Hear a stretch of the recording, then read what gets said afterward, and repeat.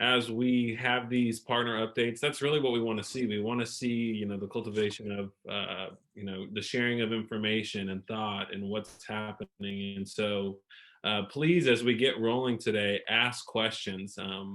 If your question relates, or maybe you remember a question or something comes up, please utilize the chat feature. I'm sure most of us, if not all of us, are Zoom rock stars by this point. It's funny, I think back in the first couple months, we were figuring out what this was going to look like, and now I feel like we could manage Zoom meetings in our sleep. So it's good.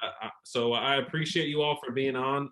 For those of you who haven't attended one of these calls, this is the Healthy Community Collaborative Northeast Oklahoma City, and this group comes together to start initiatives and work and do what we can to positively affect Northeast Oklahoma City. Prior to the pandemic, we were meeting regularly in person, and obviously, when the pandemic hit, we thought, well, we're going to have to shift. And so, for the past several months, we've been meeting regularly, virtually, to make sure that we're staying in contact, to encourage one another, to share information on our projects and our plans. And, as we get rolling, I really just want to, as we're coming to the end of this year, thank everyone. We've had a unique year, but we've had a lot of opportunity to do a lot of real good. And most of that really comes down to the fact that so many of you stepped up to the plate when it came to food distributions and programs and the sharing of resources and information. So I really do, I thank each and every one of you for playing a role in that. But that being said, I'm excited. We've got a handful of folks to give updates, but please, as we get rolling, ask questions, put them in the chat. And so if you have a question and maybe we can't get it answered perfectly while we're on this call, I'll do what I can to follow up afterwards to make sure that we get those questions answered. So with that being said, I'd love to get rolling. The first individual I see he's on with us now is that's giving an update is Carlos Blanco. Carlos is the president and CEO of the Lynn Health Science Institute. And for those of you who were just on at the beginning of the call, the Lynn Institute has been rolling. They've been doing some really good things. And as Steve Petty said, they're busy. They're busy, but busy doing really good work. So Carlos, we're glad to have you on, and we're glad to hear a bit about, what your group's been working on and how things have been going for you guys. Well, Anthony, thank you so much. And thank you guys for letting me join in today. It's a pleasure to see all of you. The Lynn Institute, or the Lynn Health Science Institute, has been doing some great work. We've been involved in the Moderna and Pfizer clinical trials. We're about to start a trial for adolescents for the COVID-19 vaccine. And we have 3 additional COVID vaccine trials that are coming over the course of the next month and a half. So we are really, really busy out there trying to recruit volunteers for our trials and do our part to bring an end to this pandemic. So if any of you all would like to participate in any of the trials that are upcoming, or know of some other folks, family members who would like to participate in a trial, please let us know. We'd love to get them in. These vaccines are showing that they are safe. And as you've seen from the results in the press over the last few weeks, they're very effective. We're talking effective rates of 94 and 95% for the Pfizer and Moderna, and we expect to see similar numbers for the upcoming vaccine. So if anyone's interested, please contact us. And if anybody has any questions regarding the vaccines or the clinical trials, I'd love to open it up and have you guys ask some questions if you would like. Yeah. Does anybody have any questions for Carlos?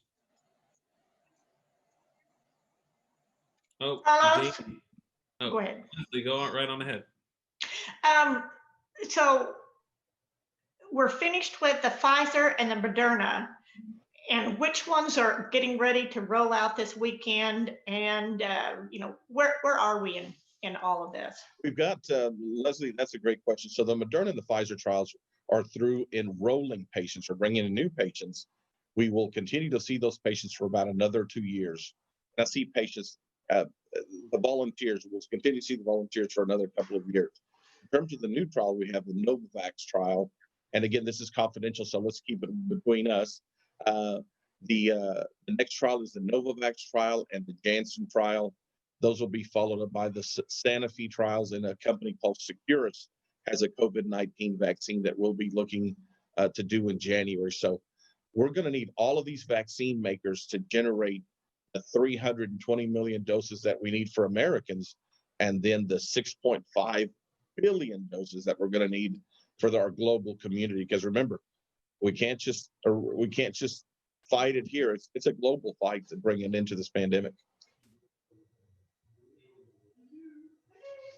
Carlos, earlier there was some questions about your working and just what's going on with the city county health department. Can you talk a little bit about that? And I'm sorry, I didn't mean to jump on anyone there who was asking questions. So.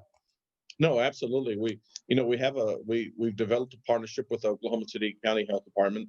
We're going to be doing a forum on December 17th. It's a Facebook Live event where we're going to take questions and hopefully educate people on where vaccines are going to be available once the rollout begins here in a few days, and who's going to be able to get it when. So it's going to be a really good event, and I hope folks join us for the event.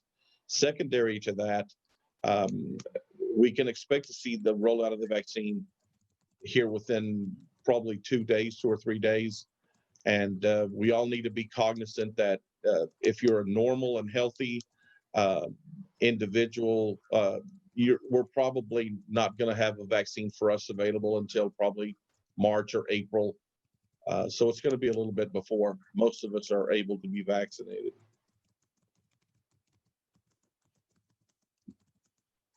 Steve, any other thoughts, questions? I want to jump in and say that, can you hear me? Yes, ma'am. Can you hear me? Yes, ma'am. Good morning. Good morning, everyone. I wanted to just jump in and say that we have participated in several Lynn Institute trials over the last, maybe 3 years. And so if there is someone that's skittish or fearful about a trial or anything like that, I'll be glad to lend my perspective about what we've done. We've done the flu, we've done several trials in the last 3 years, and they've all been very successful. So if anyone is fearful or skittish or have any concern, I can attest that they've all been very, very, very successful, and the staff is incredible. So. Oh, thank you, Rita. I think that a lot of us are afraid of clinical trials because we think of them as being done in these very cold, sterile-like, environments, and they're really not. I'm sure Rita will tell you it's just like going to your primary care doctor. Absolutely. Mm-hmm. Carlos, can you talk about you and I had a conversation, and we were talking about just the education of what the difference is, and you used the term, this is a very clean vaccination. Can you expand upon that kind of so people kind of know, you'd compared it to other vaccines? Sure. Well, if you think about when we talk about a clean vaccine, we're talking about a vaccine that has very few side effects, for one, and in this case is very efficacious. The vaccine works 94% of the time for Pfizer and Moderna. For the Pfizer and Moderna vaccines work about 95% of the time. Those are just outstanding numbers. Just as a historical, looking at it historically, our polio vaccine is about 99% effective, and our measles is about 96% effective. So to have a COVID-19 vaccine, or to have two of them that are efficacious to a rate of 95%, that's just incredible.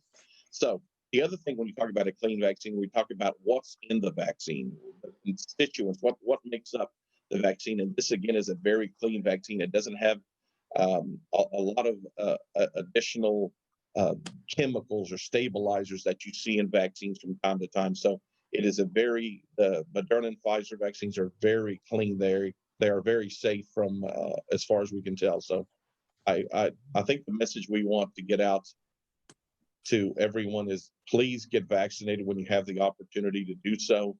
Don't be scared of this, because the risks are far more dangerous for those of us that are over 50 If you're a little overweight, diabetic, the risks are just so much more than the vaccine. So please get vaccinated if you have the chance to do so. Carlos, what are the side effects of the vaccine? Of the two vaccines, of Moderna and the Pfizer vaccines, we saw very, very few side effects other than people who had redness at the injection site. And we saw a few people who had some fatigue for 2 or 3 hours. We had several individuals who had fevers, very low-grade fevers for less than 8 hours.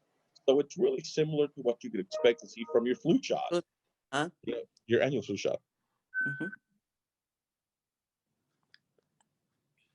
Yeah, that's good. Does anybody have any other questions for Carlos while we have him on? Anthony, this is Marilyn. I just wanted to I wanted to clarify. You said you were working with the county health department to when we actually roll out the vaccinations and start on that. Yes. What kind? I just want to make sure that everyone's aware that Embark Senior Transportation Services, the services we provide to individuals 60 and over for a free trip to go get a vaccination, those are at no cost to the participants. So they need to definitely give us a shout because we can start rolling that out almost immediately. They can just call 235-RIDE and schedule a next day visit to go get a vaccine. Great. Wow, that's awesome. Carlos, somebody's asked about if you have had COVID, do you need to take the vaccine? And can you talk about this a little bit as far as having COVID or the antibodies and, what that means, in going forward and staying safe? Sure. Anyone who's had COVID, regardless of whether you've had COVID or not, you should get vaccinated. Right now, we know that the antibodies for people who have had COVID are lasting anywhere between three months on the short side, and some people have had it for 6 or 7 months and continue to produce antibodies. We do know that the vaccines generate a much more significant or robust immune system response. The Moderna and the Pfizer virus vaccine generate about 5 times your body's reaction to the vaccine. So it's much more significant. At the second vaccination, the guesstimates are that it is about 20 times the response that your body has from COVID alone. So the vaccine generates a much more robust protection to the vaccine. And right now, while we don't know how long that's going to last, how long the vaccine protection is going to last, right now the speculation from both Pfizer and Moderna is that it's probably going to be a little over 2 years. So we continue to do those trials, and we'll have a lot more information regarding that within the next few months. But Leslie, yes, the answer, even regardless of whether you've had COVID-19 or not, you should get vaccinated.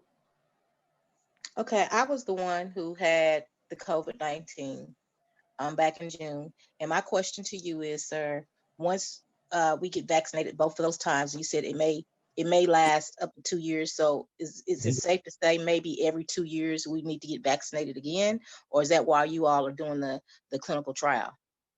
Well, it's interesting because if we all do our part, if we all get vaccinated, or a large percentage of us do, hopefully we'll never have to get vaccinated again.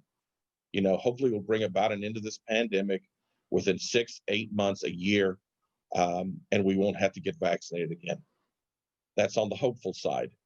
If we don't have very many people get vaccinated, if we're only able to vaccinate 40-50% of the global population, and more than likely the COVID-19 will become like our yearly flu shot. We're going to have a COVID-19 shot this year, and we'll do it again every single year. So a lot of it depends on how we respond as Oklahomans, as Americans, and as global citizens. If we respond, we can bring about an end to the pandemic. If people are scared and don't get vaccinated, we're going to be doing this for a long time. Thank you. You bet. Carlos, thank you so much. Does anybody else have a question for Carlos while we've got him on?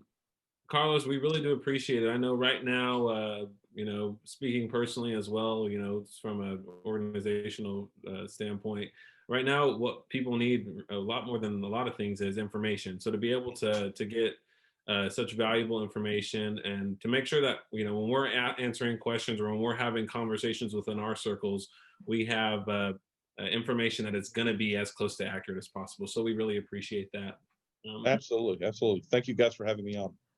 What I'd really like to do before we go on to our next presenter, while we have her on, Lorri, I just saw you on, Lorri Essary, Operations Manager of our OCCHD. Are you on with us? Yes. I would really like to give you the floor to, I know you heard, some things related to where's OCCHD at in the equation and things of that nature. So if you had any valuable information you'd like to share with the group, I'd love for you to be able to do so. Sure. I do have some slides prepared. If it's all right if I share my screen. Yeah, that should be perfectly fine. Yeah. And you talked in the beginning about being Zoom efficient. Normally I am, but my screens have been having some issues. So hopefully I can share this screen and get going here. I apologize. All right. All right, can you guys see that okay? Yes. Okay. All right, I'm just going to go a little bit over the case numbers and I will talk about vaccine distribution. I can't share a whole lot because it's such a fluid situation, but thank you for having me today. I recognize that I'm sure you would much rather have had Dr. McGough, and he's sorry he couldn't be present, but he had a board meeting, so I think you all can understand, but thank you so much for allowing me a little bit of time. I just want to touch really briefly on the numbers because I know we're heading into the vaccine phase, but just what's happening. And if you look at where we are with cases and deaths, and this is our epidemiologists prepare these slides. So you can see we've had increase in cases and hospitalizations, both in our state and our county. But when you look at the overall deaths, now I know you're looking and going, well, it says in 3 months, we had 372 deaths, and in 2 weeks, we had 169. But when you look at it based on percentage of the cases from COVID-19, you will actually see a drop in the number of deaths when you look at the rate of cases and hospitalizations. So the rate of cases for the state at 477%, hospitalizations 38%, but deaths in comparison to the cases are actually down. So, I mean, that we like to demonstrate that. I mean, death is obviously horrible. That's why we're doing this vaccine, and we don't take any of that lightly, but in relation to the number of cases, we are seeing fewer deaths. And so that is a positive change. And again, for Oklahoma County, you will see the same thing. Our case rate is slightly less than the overall state as far as percentage change, although it is extremely significant. Our hospitalizations less than the state overall. Of course, we do contribute that a lot to our mask mandates, other mandates, especially our surrounding communities. Our metropolitan area has been really great about complying with and initiating mask mandates. And then when you look at deaths, you see again a 38% drop in comparison to the hospitalizations and the overall case rate. So I did want to just share that. When we see all these increasing cases, it's very disturbing, but we are experiencing fewer deaths based on the rate of cases. Just to share with you a little bit what we've been doing here at OCCHD, we have tested 60,000 individuals since the initiation of this pandemic. We have distributed over 250,000 masks to businesses, 16,500 to events, nursing homes, community colleges. Actually, we're getting ready to do 10,000 distribution to state football finals. So we've noticed that people have been a little lax wearing their mask at these large events. And so we want to encourage mask wearing. We're doing signage, we're purchasing ads, we're working with the schools to make sure announcements are made regularly throughout the game to remind people to be wearing their mask. Even though outside it is a little safer, when you're in a large clustered group like that, you need to still wear your mask and try to maintain some distancing if possible. And then of course we distributed 500,000 masks through our partnership with the city. So we have definitely been out there. If you need masks, if you know of businesses that need masks or groups that need masks, we do have a form on our Wellness Now website, wellnessnowokc.org. There's a form that businesses and organizations can request masks, and we will distribute masks to those organizations. Okay, on the vaccine distribution, Carlos and Jeaneen both brought this up, but we will be doing a town hall on December the 17th. I believe that was put in the chat. We definitely want that highly publicized. We will be making an announcement at City County today after our board meeting. We hope our partners will push that out. We want as many people as possible to be able to take part in that Facebook Live event, town hall, and where we will try to give as much up-to-date information on the vaccine distribution plan, or additional information that is asked, as much as we possibly can.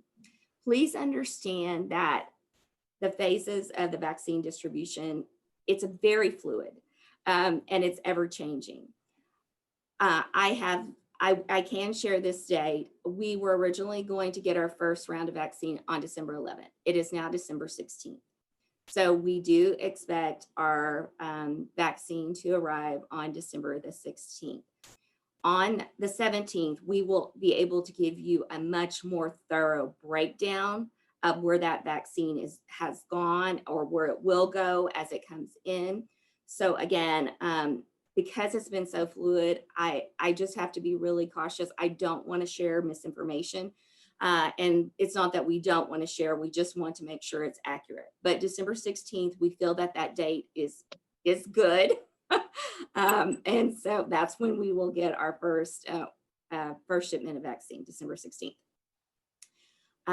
This is the phase, and I'm sure many of you, if you've watched the news, if you've listened to Dr. Fry or Commissioner Fry's press conference last week, also please understand on these phases of vaccine that, again, it's a little bit fluid as well, and they're not set dates. As phase 1 wanes and decreases as individuals included in that phase get vaccinated, then phase 2 will initiate, and then phase 3. So those dates are really going to vary. The timeframes will vary based on how much vaccine is coming into the state after that first initial delivery, and the rates of vaccination. So those dates will definitely, like I said, they're going to be very varied, and we have to be somewhat flexible in that.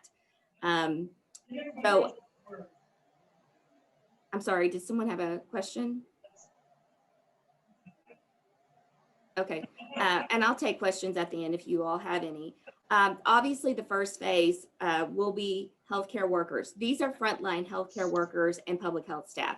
I will tell you, I'm not included in that first phase. I'm over outreach. I don't do direct service to testing. I'm not a nurse. So I would not be in that, even though I'm in public health. So we have identified our employees who would fit that category, and we're adhering to that.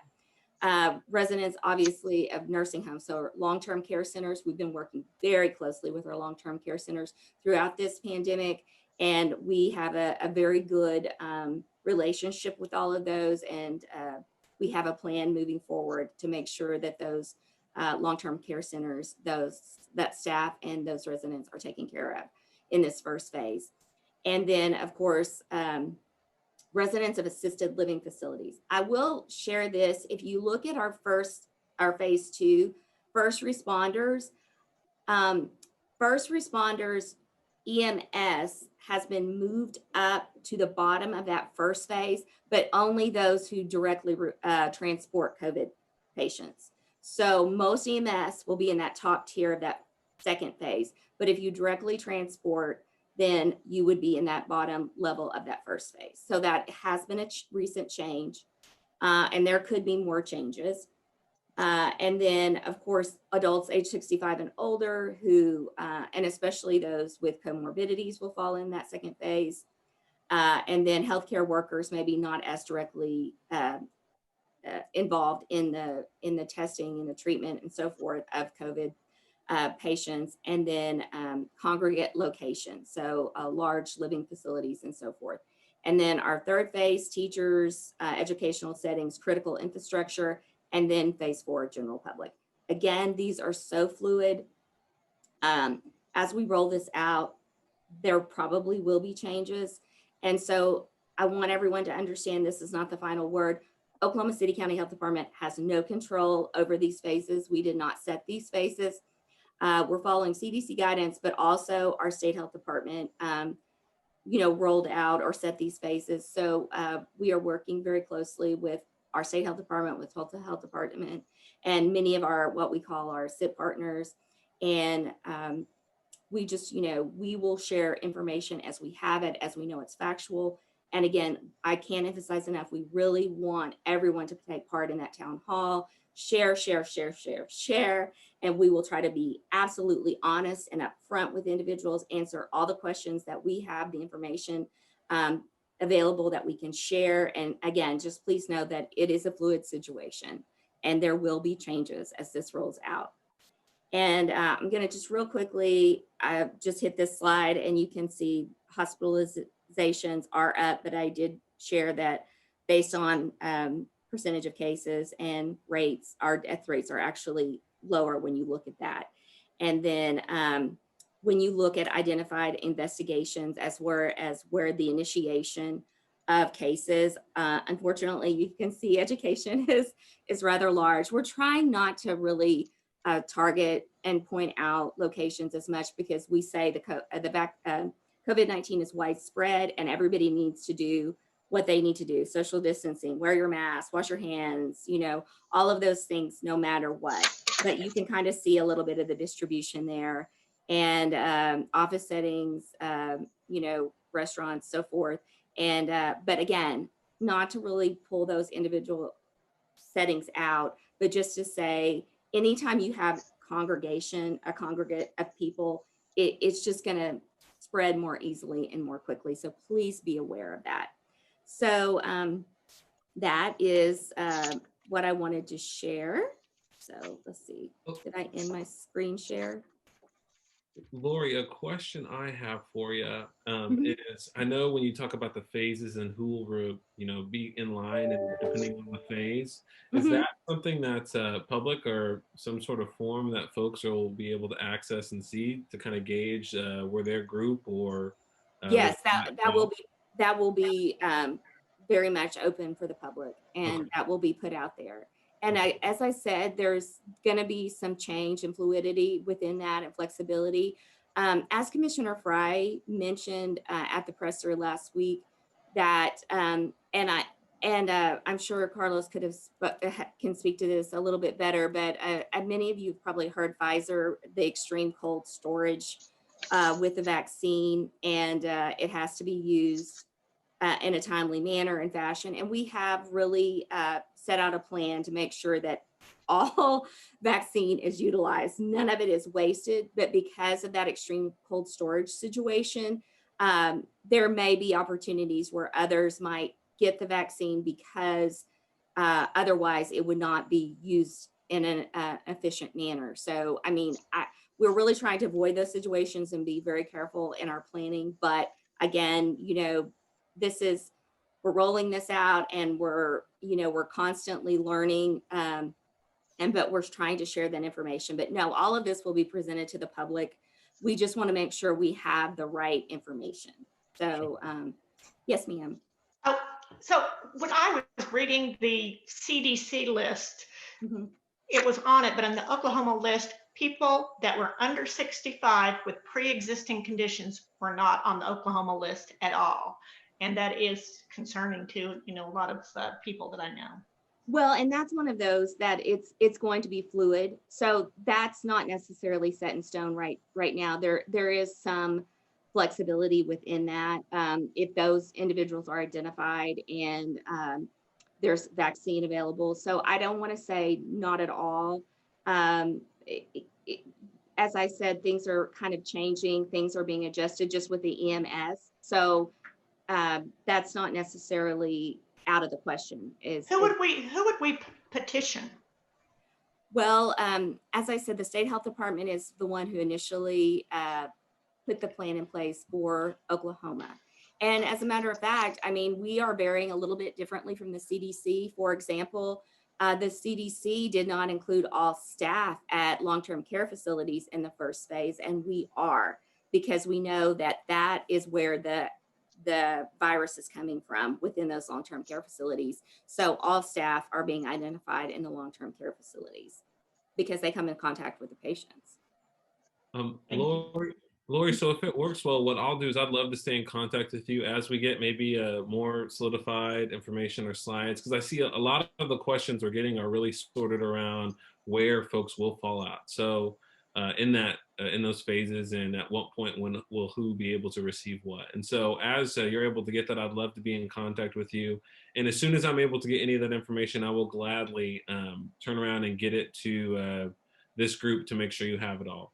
And so I do see that we still have some more coming in. So for the sake of time, what I'll do, Lorri, is I'll compile some of these questions if it's okay with you, and get and chat. And then what I'll do is put those answers together and get them to the group. Okay. Okay. Yes. And again, I know I've said this so many times and several other people have, but please plan to join our town hall, because we will try to give you the very latest information, because we will have gotten the vaccine in at that point. And some of the questions that we have ourselves will have been answered, and we can share those, and we plan to share those. Yeah. Thank you so much. We'll do what we can to get the information out about that town hall. And please, if you have questions, please continue to ask them. I'm going to take everything that you put in here and follow up to make sure we can get you the information you need. So if something pops up in your mind 5-10 minutes from now, even, say if someone else is speaking, please go ahead and still put that in the chat. But Lorri, thank you so much. I greatly appreciate you taking the time to be on with us today. We really just want to do everything we can to make sure we get the most accurate information out to our partners and people in the community. Oh, yes. Thank you, Anthony, for having me. And I did want to add, testing at our Northeast location, we've been doing about 100 a day, and our Test OKC website is where individuals can register, but our results are turning around in 24 hours. So if individuals want to go on Test OKC and register, we also have our Southern location. We are getting those results turned around very, very quickly for individuals. Those are the PCR tests. We consider those very reliable. And now if you get tested on Friday, it could be slightly delayed. Just want to throw that out there, but we have been having a great turnaround result. So thank you again for having me. Thank you so much, Lorri. I greatly appreciate it.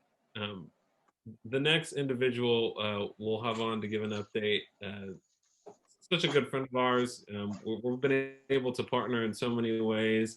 LaDonna, I just saw your face. I think, yep, there you are.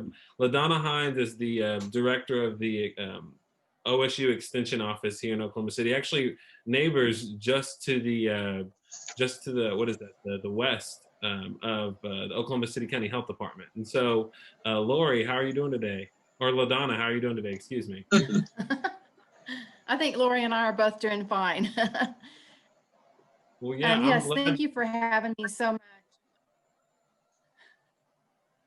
Yes, yeah, thank no, you for having me. I just want to take a...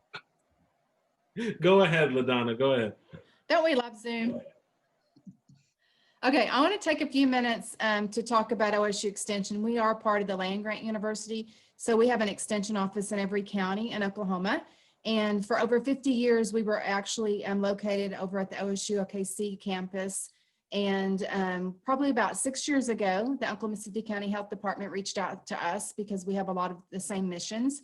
And they actually let us build our facility. We are part of the Northeast Regional Health and Wellness Campus. Like Anthony was saying, we are just right west of the City County Health Department. We're on their campus. And our mission is for OSU Extension, for the ones that don't know that much about us, we provide research-based resources. And that's what's wonderful about us, is that it's all research-based in order for us to provide that education. And what we do is we work to improve home, your workplace, and also the community.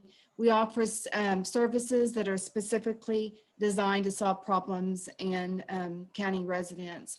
And the programs that we offer, mainly, most of them are free programs. If we charge, it's just to kind of cover our cost. And we can do any type of programs in Oklahoma County. And just to give you an example, we have 4-H Youth Development is out of our office. We have 2 4-H educators that works with youth in Oklahoma County. So if you guys know of anybody that might fit in that area or want to help as an adult volunteer, we're always looking for that. When I started Extension, I had no idea that 4-H was part of that. So just wanted to throw that out. Also, we have Family Consumer Science. We have 2. We have one that's a parenting specialist, and we have another one that's a registered dietitian, Taylor Connor, that's doing some stuff with Lynn Institute. So we also have our urban ag and natural resource educator, Joshua Campbell. I saw him on here a few minutes ago. He's awesome. Hopefully you guys have made connections with him.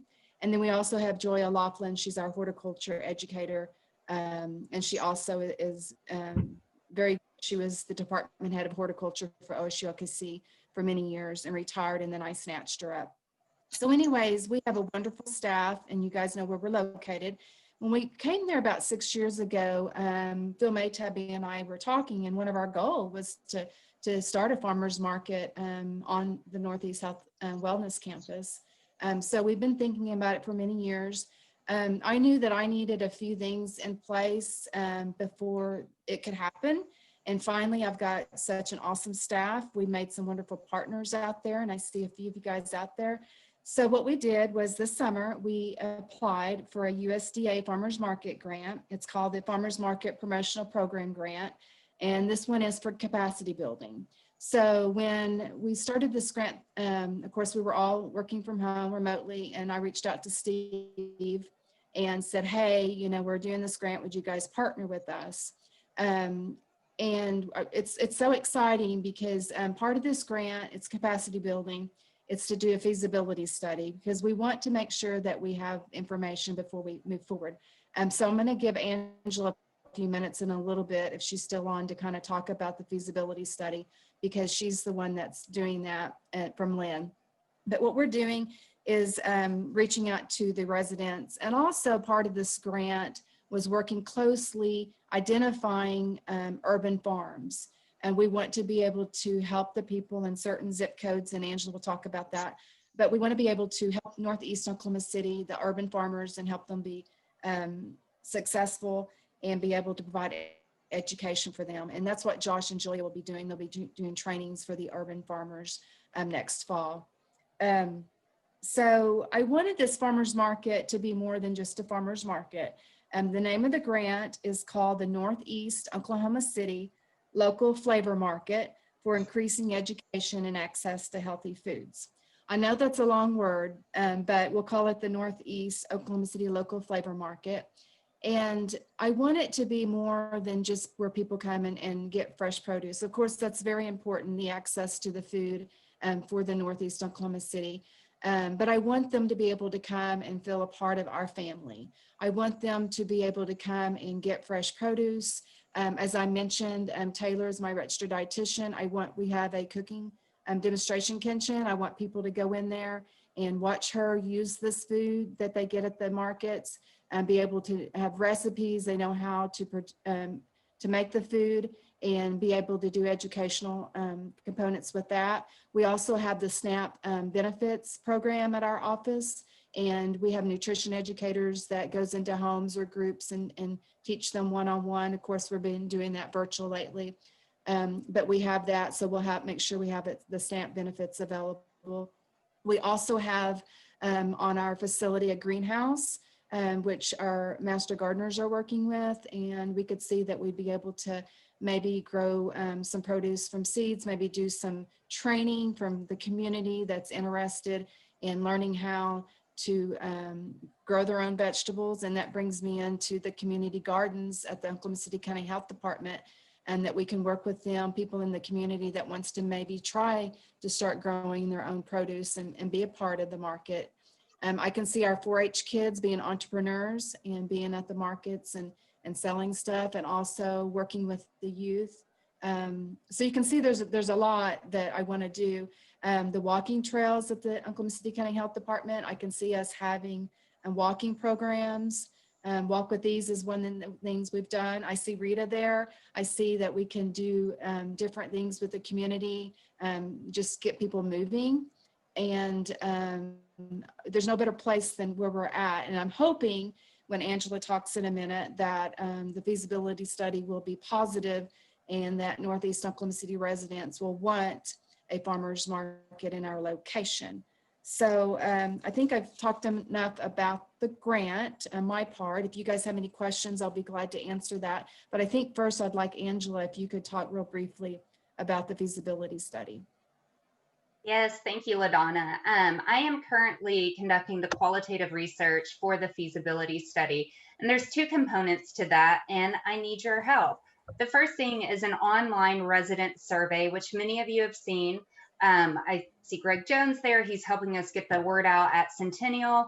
If you have contacts with neighborhood associations, even a friend living in Northeast, we really need your help getting this survey out. This is actually the first time the Lynn Institute has really done a large sampling of Northeast residents. With the 2016 research, we did a good job. We got people, we did a lot of focus groups, but in the time of COVID, unfortunately, that's not an avenue that we can take. So we have to use this online. So we really need your help promoting it and getting it out there. And the deadline for the online survey to end is probably around February 1st. So we have time to get it out there and get it in front of residents. The second part is qualitative interviews with our local leaders. So some of you on the call I've already spoke with, like Rita, and so it's very short. Well, depending on how long you want to talk, it can take 20 minutes. It can take an hour. I'm happy with either. It's questions about Northeast, about a farmer's market, needs and health issues within the area. So I have a scheduling link that I'll put in the chat.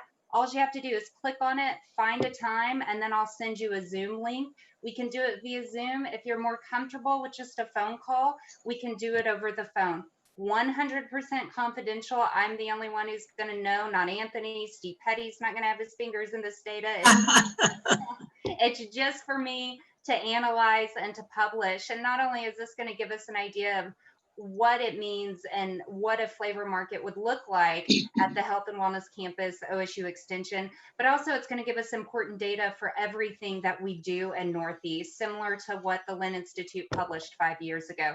So again, please don't ignore my emails. Just set up a quick time. I'm very, very flexible. If you tell me you want to do it on a Saturday afternoon, I'll do it. So I'm going to put the link in the chat right now and my email. You can just shoot me an email and say, hey, I'm interested, and I'll get you set up. So LaDonna, thank you for bringing this project to Northeast Oklahoma City. I can't give away too much information, but I will say I've done about 21 interviews already with local leaders, and it's been very positive, and people are very excited about the possibility of doing this. So thank you, and please click on the link and schedule. Thank you, Angela. I just want to say for you guys out there in Northeast Oklahoma City that we're excited to be able to do this farmers market for the community. And what my main thing is, I want it to be the community's market. I don't want it to be OSU or the health department. I want it to be Northeast Oklahoma City community. So that's the reason it's important for us to get feedback to make sure that we set it up the way that the community wants it. Thank you. Thank you both so much. I'm very excited. This is such good information, and I remember the first time I saw Flavor Market come across my inbox. I'm going through and reading things. It's a cool project, and I know that can't get into too many of the details at this point, but I think it's going to be fantastic.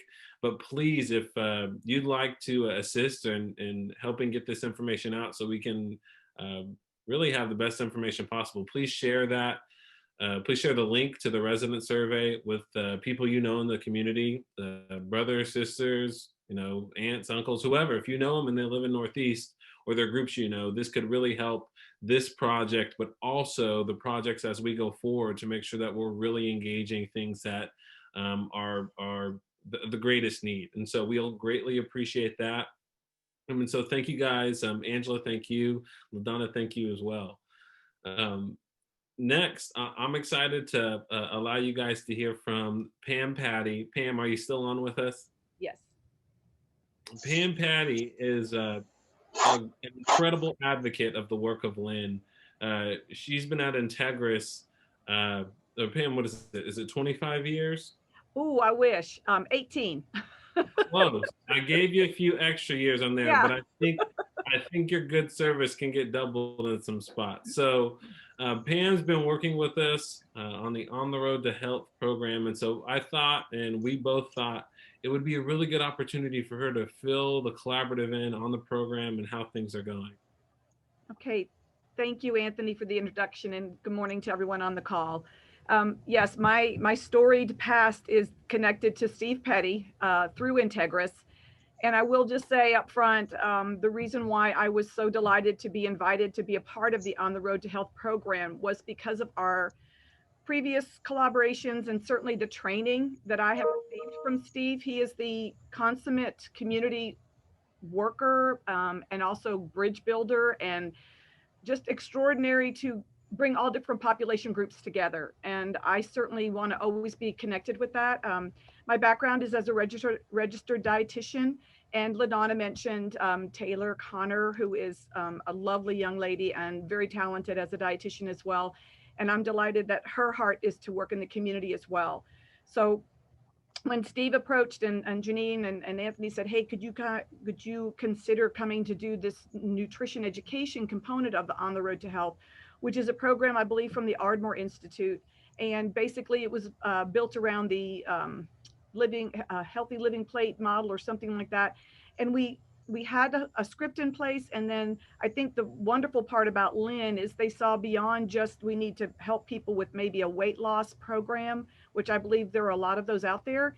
But what they wanted to do was include an exercise component and also a mental health component. And so many times programs fall short because they do not include those two aspects, which are just vital to anyone who's trying to make behavior changes. We've got a lot of acute care or rapid situations that we can address with programs that are really quick one and dones. But when you're talking about lifestyle behavior that's going to impact things like your cholesterol, your health, the other health markers, blood pressure, blood sugar. These are things that don't just change overnight because somebody gave you a medication or they said, hey, you need to do this. It's establishing relationships, it's establishing trust and rapport.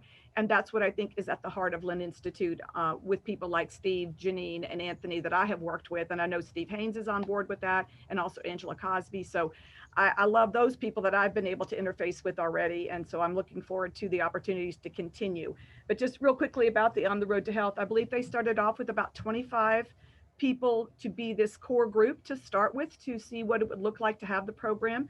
And then I think ended up actually enrolling 23, which is super impressive. I don't know if people out there have done a lot of programming, but to start off with a goal of 25 and to get 23 actually. And the cool part is 6 weeks later, there are still 22 people that are currently enrolled. And that's just not even heard of in most programs, especially with that kind of a duration. So what the goal was is to take people between 20 to 60 years old, I believe, maybe African-American, but also any other population of people that lived in the Northeast area group. So I think what's lovely is we have a very diverse population of folks that are in this program. And I think some of the ladies actually are on the call today. So it's lovely to see your faces. I recognize you because we do Zoom call. And that was one of the things we had to do quickly and pivot. I love that word. That's my new COVID word, is pivot. We were supposed to partner with LaDonna's group and use their space to have 25 people in an in-person education opportunity. And because of COVID, we had to pivot and move into a more virtual format. And so it ended up to be every Tuesday night from 5:30 to 6:30, we get on a Zoom call. And we were able to give information. There's a lovely curriculum that the Ardmore Institute has provided for us. But then we also have instructors from Leandra, and I'm sorry, I don't know her last name, but Valerie McMurray, and I believe she's on the call as well. These instructors, we also had a doctor from the Centennial Health come on board in the very beginning. So just a variety of instructors, variety of modalities, if you will, and variety of expertise. And these ladies have just been infused with all of this, not only just the knowledge, but the genuine care that people want for them to succeed. And so I've just been delighted to be a part of it, and I hope we can continue. I say I want to join that Lynn Institute initiative wherever they're moving into the community to improve the health outcomes, to just be a part of that, because it's what's going to change the lifestyle and the ultimate outcomes for people living in Oklahoma City. Pam, thank you so much. You know, what I've enjoyed with this program and being able to work on it is it's a good time. You know, we've got folks coming together in such a, I cannot commend the ladies that are in this program enough. They're consistent and they're engaged and they're excited. And so to have instructors like yourself, Leandra, Valerie, and Taylor, who are really committed, and I think that's what's making this program go so well, is that they feel that you're a genuine desire to want to positively affect their lives. And so we're so thankful for you and providing your time and assisting on the program. But that being said, On the Road to Health is something we really like to take to communities, other communities. We really want to see how we can take this information and this model to be able to positively impact people across the community. So if you're interested, if you have resources, or if you're interested in wanting to talk more about the program, please let me know. I'd love to sit down or hop on a Zoom call and discuss ways that we can potentially collaborate on the program. But it really has been a joy.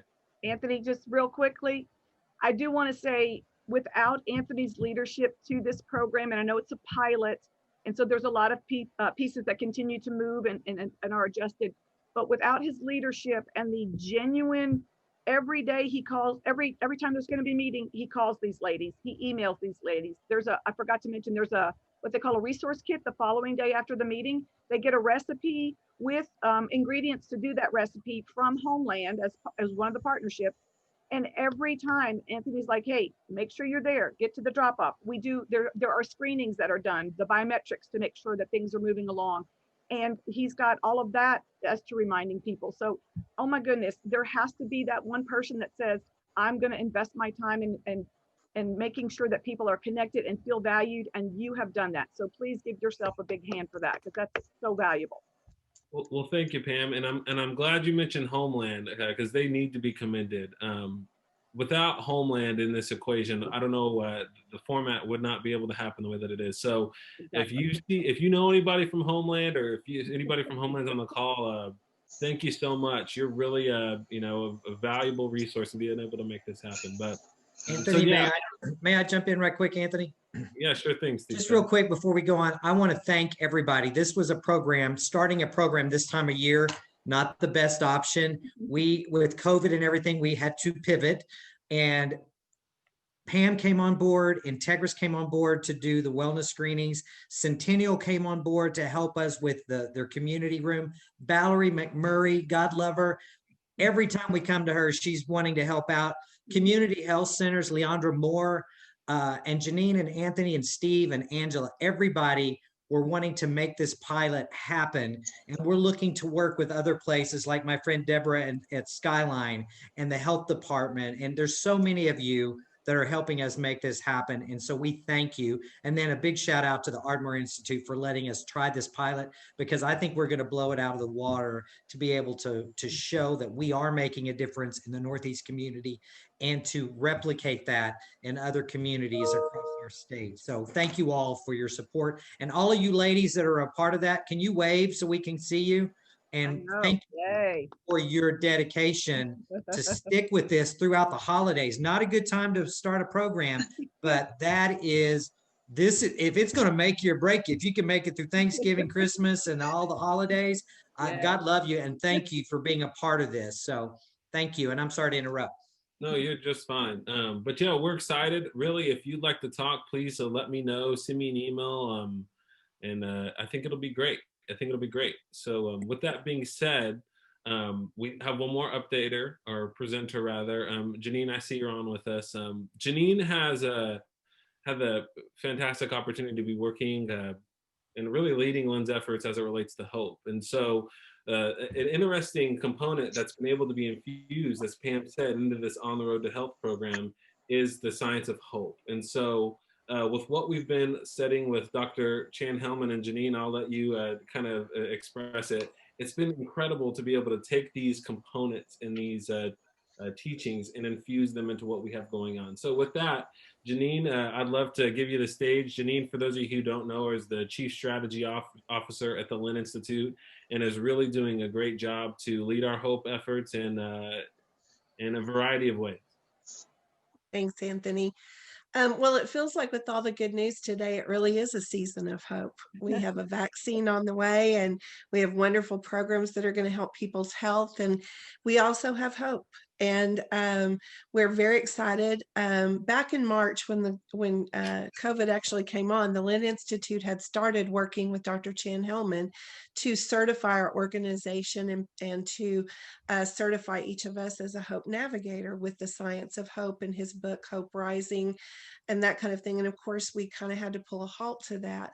But later in the year, we came back around, and by early October, all of us, in addition to some of our advisory members of the Healthy Community Collaborative, finished our Hope Navigation certification to be able to integrate hope into a great many of the programs and efforts that we are doing. And that I see some of them on, I can't see everybody, but I know Lisa Sinar, BJ, Valerie, Leandra, Greg. We all went through this process. And so then what happened was we have already started our very first class of navigators who are representing some of the organizations from those original Hope Navigation efforts. And so we'll finish up our first external Hope Navigator training in mid-January. But what I wanted you all to know is that not only will we have more Hope Navigator training that will begin the first week of February. And if you are interested in becoming a Hope Navigator, and you're probably going, what does a Hope Navigator do? Well, you are certified by Chan-Hellman with his material to be able to help integrate the science of hope into working with particular audiences like our On the Road to Health, or at the community hope centers that some of your churches are associated with, or in some of the other programs that you might want to include hope as a behavioral mental health component in the success. There's all kinds of science. You'll learn about the science that supports that people who have high hope are also changing behaviors. They learn how to get their goals and look at barriers and look at ways to integrate hope intrinsically into their life and to make changes that are positive to their health and their life. So if you're interested in participating in some Hope Navigation training, we would love to have you participate in that. And so just put that in the chat along with your email, and I'd be happy to reach out to you. Everyone who's interested is welcome. In the meantime, something we'll also start after the first of the year is a different group called Hope Champions.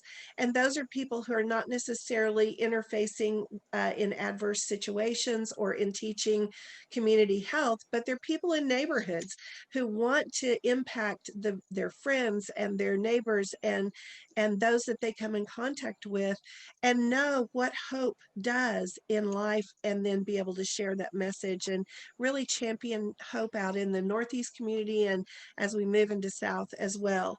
So if that sounds like something that you might be interested in, or you would like more information, I would love for you to put your name and your email and maybe your cell phone in the chat, or contact me. I'll put my email in there and we can start on that to get you in the next classes that we already have people that are signing up for. So we're very excited about that.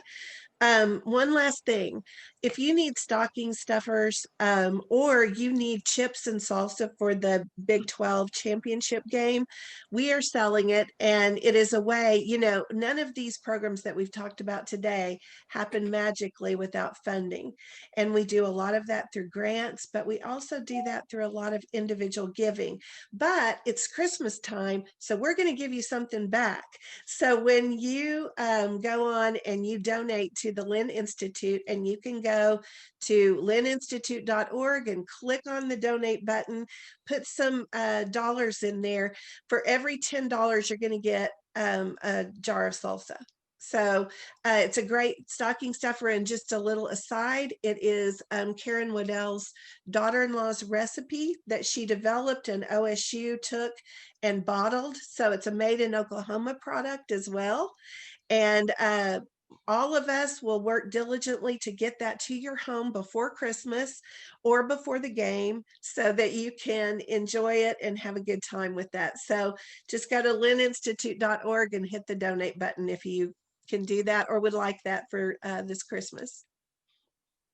Jeaneen, thank you so much. To everyone who was able to be on the call today, thank you. We greatly appreciate you. We're just going to continue to try to do what we can. And so with that, Steve Petty, I'd love to throw the mic over to you. Sure. As we conclude our meeting. Sure. And I'll be very quick. I just want to thank you all. And just to let you know, I think everybody knew that as our last meeting, Karen Waddell retired November 1st. So we split her job into two, myself as the CEO over Leary, and then Carlos, who you just met, he's the CEO over the for-profit Lynn Health Science Institute. So we're very pleased. Here we are in our first month or so. We just wanted you to know that the staff we set up to do a new strategic plan, we're going to be sharing that with you. We're finishing up the final tactics this afternoon, actually, and we're going to be sharing with all of you. So you'll kind of know where we're going and what we're planning to do. And we want to know how we can partner with you to look at those gaps, not even continuing in Northeast Oklahoma City, but looking in Southeast and Southwest Oklahoma City, where we're going to be targeting. And of course, we're also working in the Cherokee Nation. But you've heard a little bit about what we're doing. And there's a lot of partners we didn't even talk about, like Lisa Sinar, and there's so many of you there, Commissioner Bloomer, Commissioner Mon, all of these folks, Nikki Nice, that have been supporting Lynn. And I want to thank you for supporting us and for supporting me in this new role. I have a great team, as you all know. What's the next step? We've been in Northeast Oklahoma City. It'll be our 5 years in February, and we're going to have a big celebration as much as we can. And it most likely will be virtually, but we've got some ideas going. But what does that next 5 years look like in Northeast Oklahoma City? And what does that first year look like next year in South Oklahoma City? We're looking forward to that, but we want to hear back from you. We're all setting up different meetings. I'm setting up with a lot of you and a lot of the business leaders in Northeast Oklahoma City, and then talking to councilmen and women over in Southwest Oklahoma City. We want to know, this is kind of a new startup. Karen and the team started this wonderful foundation, but we're looking at streamlining what we do. And we've changed our mission up a little bit. We're going to share that with you too very soon. All of it is, how do we help people? And we're creating, and we want to sustain those healthy, hopeful communities, because we're really looking at that hope as being, you can't change things in vulnerable population if you can't have hope, if you can't give people that that opportunity. So we're really looking at that, and what Jeaneen's doing with Hope and what all of you guys are doing. There's so many of you I see that Hope Navigator trained, and we hope that the rest of you will jump on there with us. But I just wanted to say how much we appreciate you and know that we are looking at new creative ways to work in these communities. Not that what we've done is not bad, but there's so much, especially with COVID and the way things are going. We really need to find ways to do more and do better, but to work smarter and not harder. And let's replicate together rather than separately. We can't all do it alone. There's plenty of people and communities out there. We want to find ways to work with you guys to be the catalyst to bring folks together, to fill those gaps in services or needs in those communities wherever we're at. But I want to thank you all. I've known most of you for so long, and I appreciate what you've done to help us all get to where we are now. And we want to return that favor and help as we can.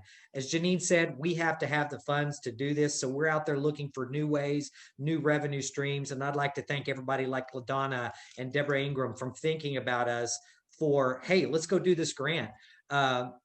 Just a great opportunity for new and great ways to work together. So with that said, I just want to thank you. I also have to say today's Greg Jones' 50th, I was going to say anniversary, 50th birthday. Jeaneen just reminded me that he is on his 50th birthday.